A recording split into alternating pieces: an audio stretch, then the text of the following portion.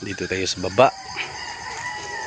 Magpapakain tayo sa ating mga alagang manok dito sa baba. Ayan yung sapa natin mga idol. Diyan maliligo yung mga natin, pato. Pag malaki na sila, yung kaya nilang pumunta doon, tapos bantayan lang natin. Ayan yung alaga natin. Saka may kambing tayo dito. Yan ay ginagatas pa natin. Yung gamit natin na gatas is Bear Brand. Ayan mga idol.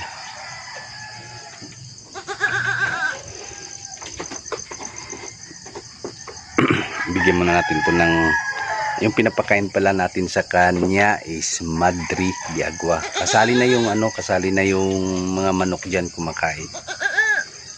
Bakit?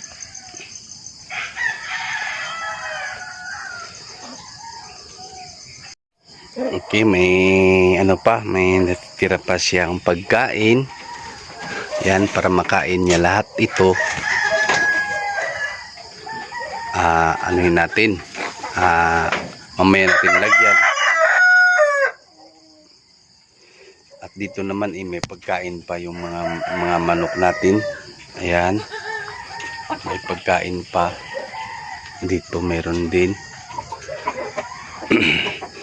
Mamaya na rin natin lagyan to, kasi pag lagyan natin ngayon, sayang lang, daming ibon kasi, kaya dapat maubos nila bago natin lagyan ulit, para di masayang yung pinapakain natin sa kanila. Ito yung saging idol.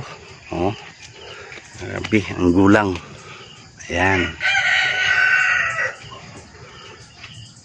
Ito, bago ko may mag-harvest kasi may hinog sa puno.